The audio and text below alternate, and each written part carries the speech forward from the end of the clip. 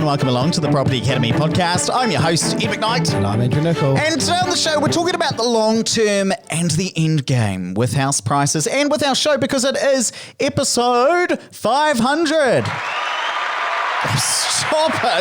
Stop it. Thank you so much.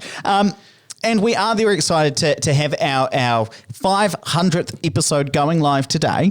And what I thought we'd talk about within this, first of all, I want to talk about the end game or the long term for property prices here in New Zealand. And then I want to talk a little bit about the show. We've got a couple of things that we're going to reveal. But before we get into that, let's talk about the end game, because I saw a really interesting article by Bernard Hickey in Stuff, which was titled The Brutal Catch-22 of Politics of Affordable Housing.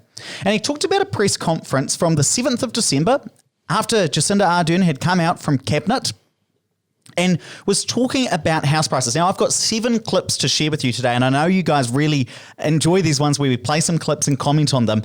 So we've got some both from that press conference and then from one of the leaders' debates. Here's something I just want to read from you from Bernard Hickey's article. He said, in a moment of rare candour from a very careful politician, and it cut to the heart of New Zealand's housing crisis, but it's been barely reported.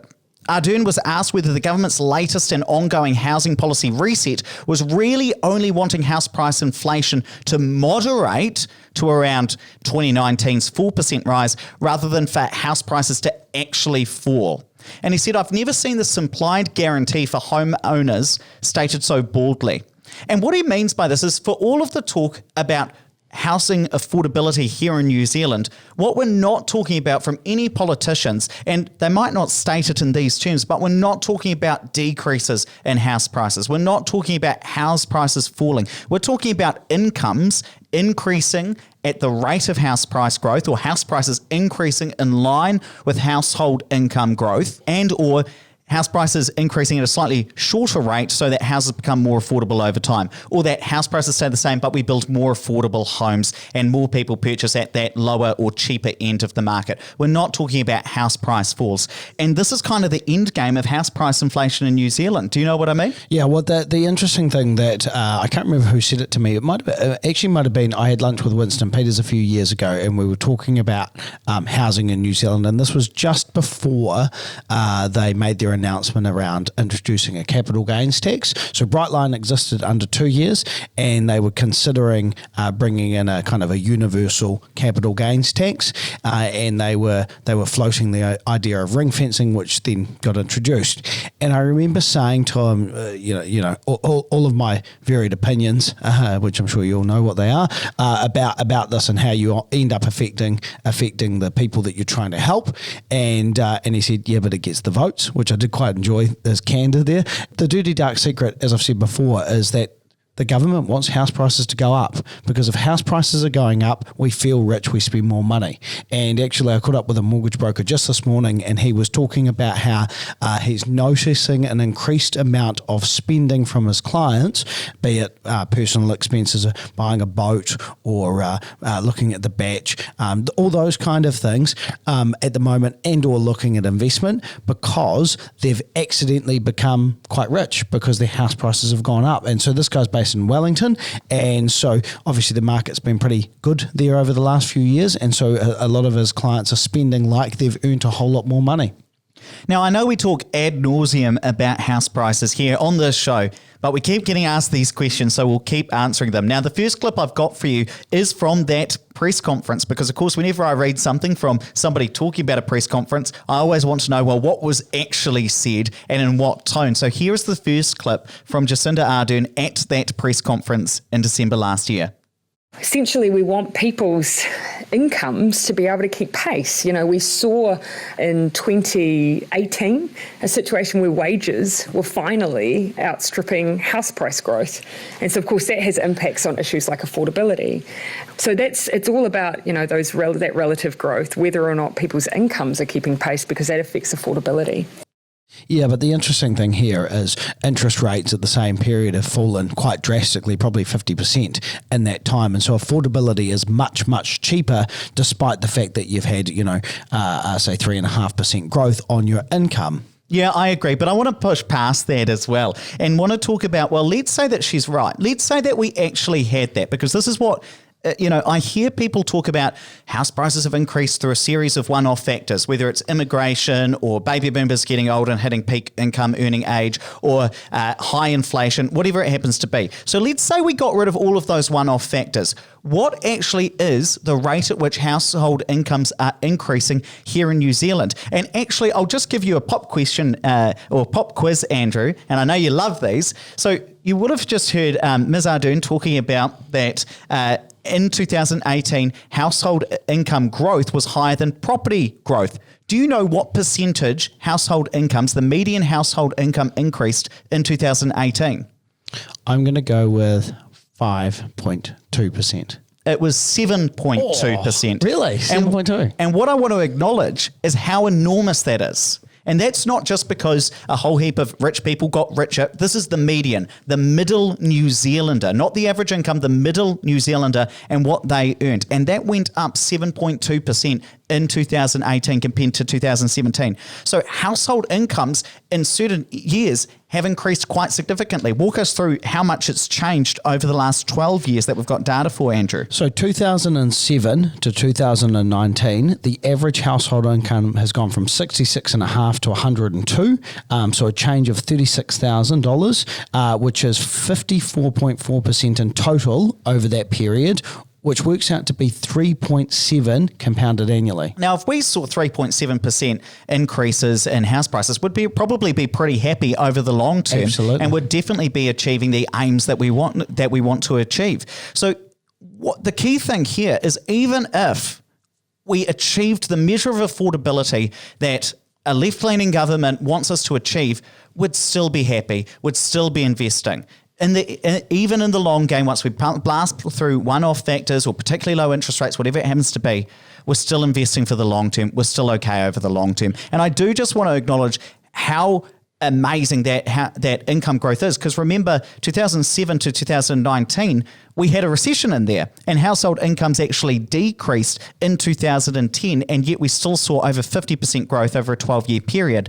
And in fact, within that 12-year period, half of those years, so 6 out of 12 of those years, saw household incomes increase more than 4% that year. Wow. And actually, when you think about the fact that inflation over that same period has been about 1.5%, the income has increased. We have more money, we have more disposable income based on these figures. In fact, in 2015, according to the data I'm looking at, the inflation rate was 0.29%. It was nothing.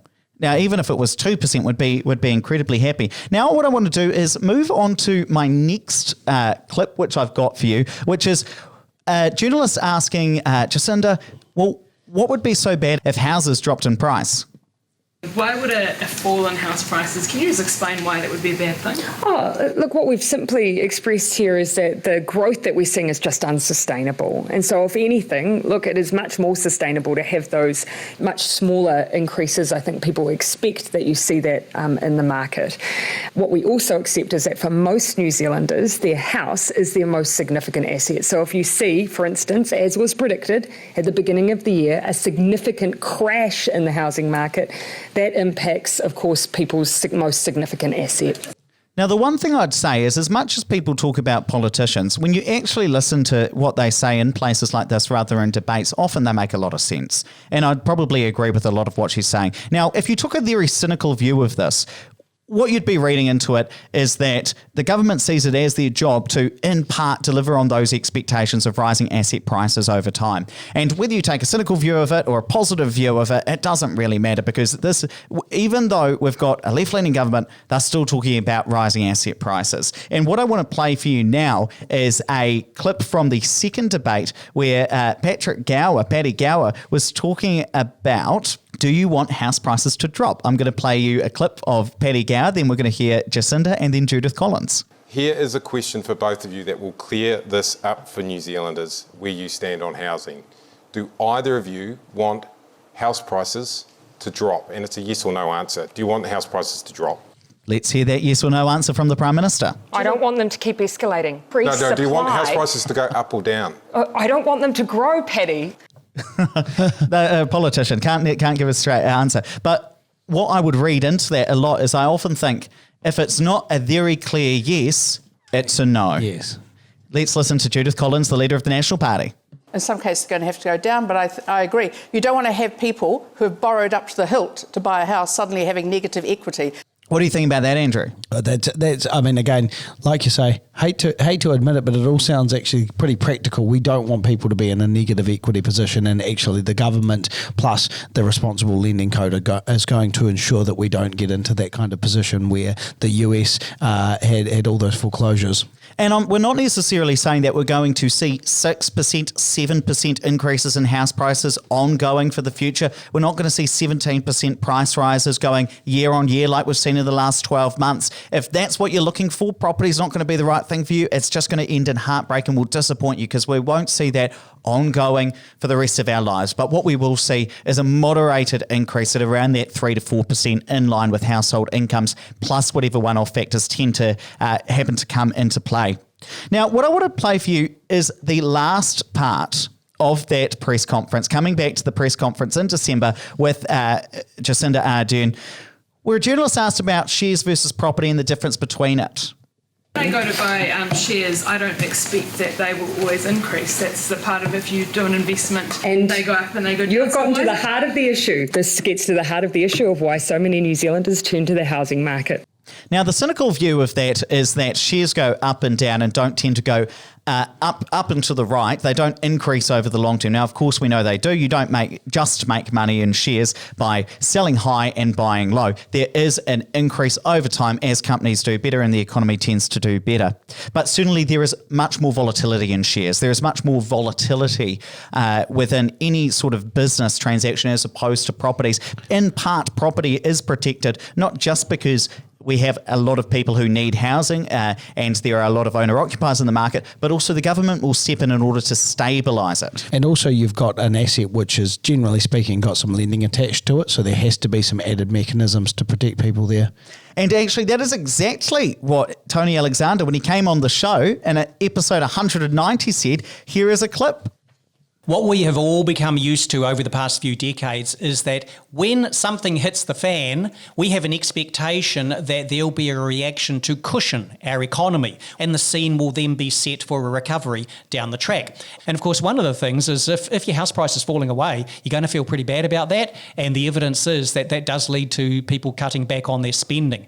And that is why we are seeing government intervention to come in, stabilise housing and prices over time so we don't see those falls. And actually, that transitions very well. So over the long term, what are we going to see in the New Zealand housing market? We're probably going to see a slowdown in the rate of increases. Again, that's not a decrease. That's a slowdown from 18% rises or 17% rises in the value of homes like we've seen over the last year. And we're going to see a more moderated increase. A 4% is probably not going to be the end of the world. We'll probably, but again, chuck in some one-off factors. Over the long term, we're probably going to see around that 5% is what we feel more comfortable with, 6% in some certain situations. Now, that's where I want to transition over and talk a little more about the long term of this show, Andrew, because this wee project started, again, 500 days ago exactly, in a wee hotel room, my hotel room. I got you in there talking about property. And it's funny listening to the Tony Alexander clip because as I was listening through to that show from about 300 odd days ago. How many times a week do you listen to that Tony Alexander show, just out of curiosity? I have it on repeat constantly as I'm going to sleep.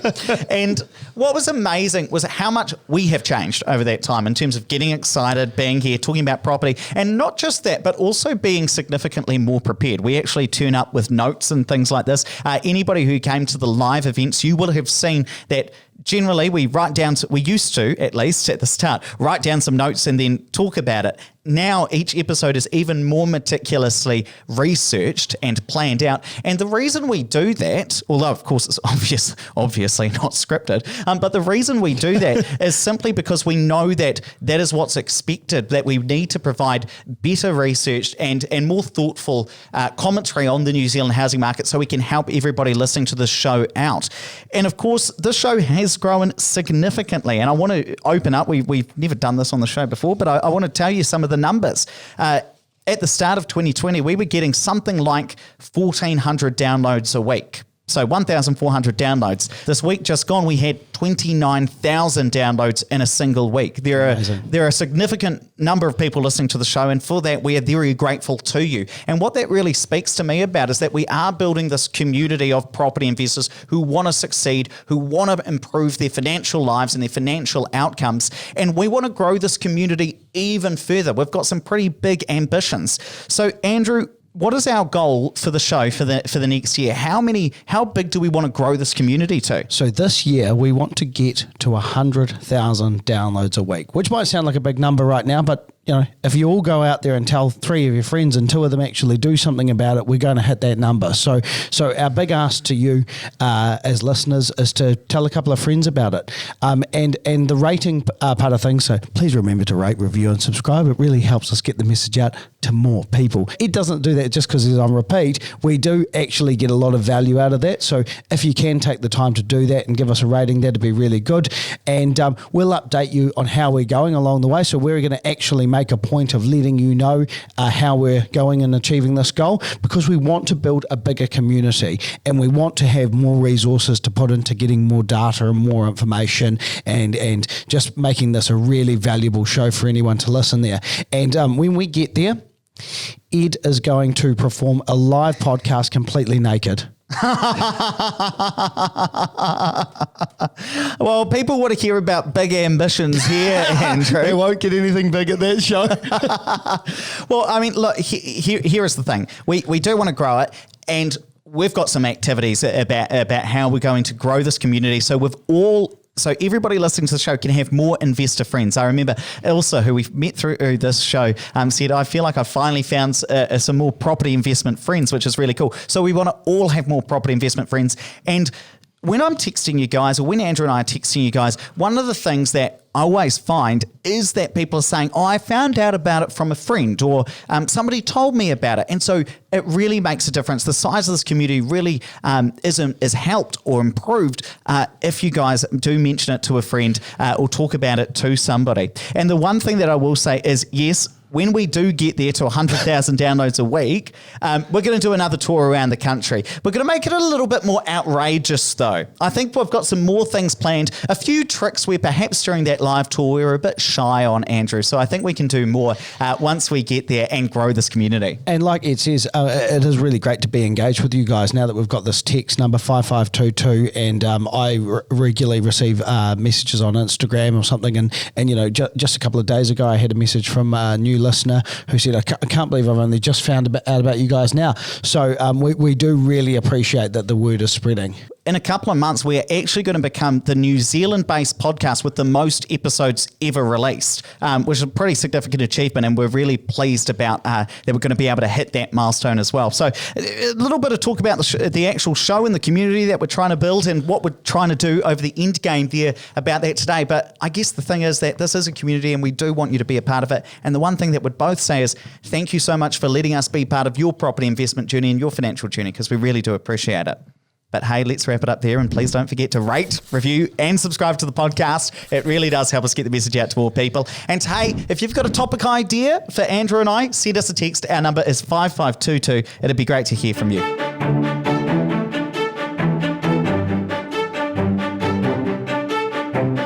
Thanks for listening to the Property Academy podcast. I'm your host, Ed McKnight. And I'm Andrew Nicol. And we're going to be back again tomorrow with even more daily strategies, tactics and insights to help you get the most out of the New Zealand property market. Until next time.